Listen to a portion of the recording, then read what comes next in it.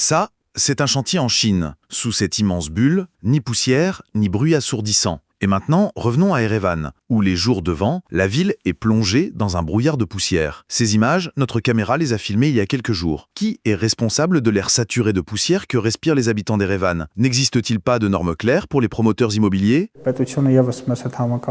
L'État est d'accord avec nous pour dire que les promoteurs ne sont pas les seuls responsables de ce volume de poussière, de cette pollution de l'air. La part du lion revient à d'autres activités, parfois même en dehors d'Erevan. La pollution, due au comportement des promoteurs, ne représente qu'une très faible part. Rien que sur les 340 chantiers d'immeubles résidentiels à Erevan, près de 700 infractions ont été enregistrées au premier semestre de cette année. L'amende n'est pas dissuasive. De 70 000 à 100 000 dirhams, environ 170 à 250 euros. Je pense qu'il y aura des promoteurs prêts à payer cette amende, plutôt que de respecter nos exigences. Mais ils ne comprennent pas que ce n'est pas une exigence de la mairie, c'est une exigence des citoyens, pour éviter de créer des nuisances inutiles.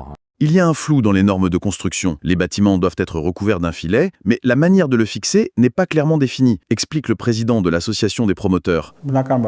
Évidemment, aucun entrepreneur ne veut commettre d'infraction, mais ces filets anti-poussière ne sont pas si efficaces. Ils ne remplissent pas leur fonction, surtout quand il y a du vent. La ville se transforme alors en ville de filets volants. Les bâches, les filets se déchirent et volent de cour en cour. Il ajoute que ce sont des filets avec des trous. La poussière passe tranquillement à travers. Selon M. Grigorian, il existe des mesures plus efficaces, comme maintenir le site humide ou fermer complètement les portes et fenêtres des étages en construction.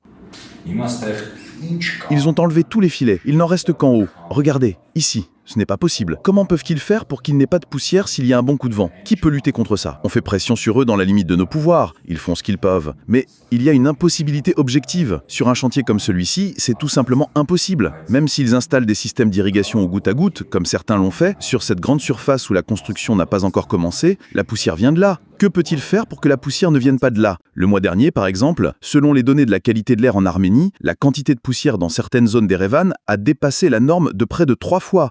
Simon Ovanessian, Gevorg Sianosian, Levon Voskanian, Reopen Media.